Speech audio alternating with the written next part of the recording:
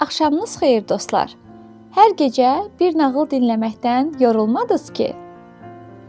Elə isə keçid alaq növbəti nağılımıza.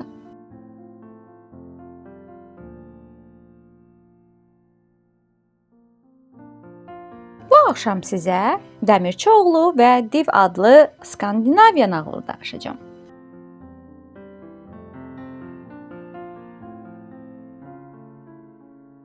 Keçmiş zamanlarda çox zəhmətkeş bir dəmirçi vardı. Ətrafdakı bütün kəndlərin sifarişini yerinə yetirir, atları nallayır, belləri yeniləyir, oraq və dəryazları itiləyirdi. Dəmirçinin bir oğlu vardı. Atası nə qədər zəhmətkeş idisə, oğlu onun əksinə olduqca tənbəl və bacarıqsız idi. İllər keçdi. Oğlan böyüdü. Amma qozbeli qəbir düzəldər deyiblər. Oğlan elə əvvəlki kimi tənbəl idi. Evləndi, ailə, uşaq sahibi oldu. Arvadı işləyir, o isə hər gün meşədə gəzir, ov axtarırdı. Bir gün yenə meşədə o qədər dolaşdı ki, axşam düşdü. Dəmirçioğlu evdən uzaqda idi. Kol-kos toplayıb ocaq qalamağa, meşədə gecələməyə qərar verdi. Quru odun tapdı, amma kibriti yox idi. Bir ağacın üstünə çıxıb, ətrafda yanan bir ocağın tüstüsü olub-olmadığını yoxladı. Yaxınlıqda bir ağac görüb çox sevindi. Amma ocağın yanına çatanda sevindiyinə peşman oldu. Çünki ocağın başında nəhəng bir div yatmışdı. Dəmirçioğlu divdən qorxsa da, onu oyandırmadan ocaqdan od oğurlaya biləcəyini düşündü. Bir budağı ocağa uzadaraq yandırmaq istədi.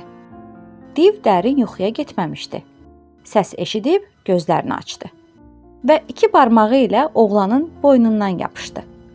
Dəmirçioğlu çox qorxub qışqırmağa başladı. Yaxşı, bu qədər həyəcanlanma, Div dedi. Əgər mənə təəccüb edəcəyin bir əhvalat danışsan, səni buraxacağam. Mən nağılları yaman sevirəm, amma inanmayacağım şey çətin tapasan. Bax, səni xəbərdar etdim. O gün dəyirmana buğda aparırdım. Araba çox yüklü olduğuna görə 4 öküz bağladım. Amma araba palçığa batıb qaldı. Mən də 4 öküzün yerinə 4 çuval bağladım. Öküzləri də arabaya atdım. Çuvallar arabanı çəkib çıxartdı. Ola bilər. Niyə də olmasın? Div dedi.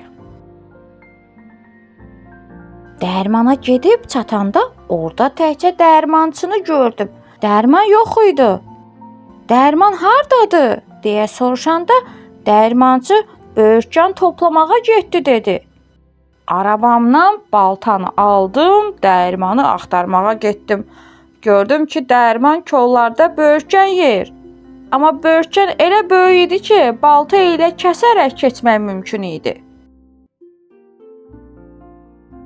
Bu da ola bilər. Geri qayıtdım. Dərmançı buğdanı üydərkən mən də qartal yumurtası topladım. Amma onları qurd yedi. Mən qurdu qovmağa çalışarkən o qurdun mənə nə dediyini bilirsənmi?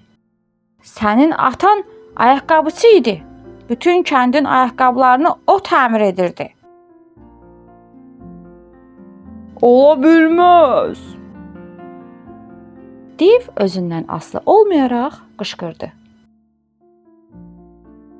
Sənin atan bu tərəflərin ən yaxşı dəmirçisidir. Onu yaxşı tanıyıram.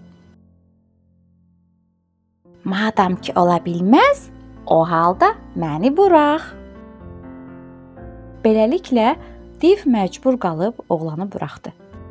Bu əhvalatdan dərs götürən Dəmirçioğlu o gündən sonra o qədər zəhmətkeş oldu ki, atası belə onu tanıya bilmirdi. Bəzən öz işlərini bitirəndən sonra meşəyə ova da gedirdi. Həmişə ova gedərkən özü ilə kibrit götürürdü.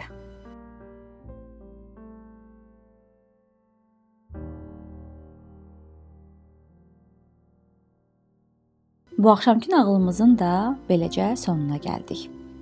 Növbəti axşam yeni bir nağılla qarşınıza gələcəyik. Amma siz hansı nağılı dinləmək istəyirsinizsə, mütləq şərhlərdə bizimlə bölüşün.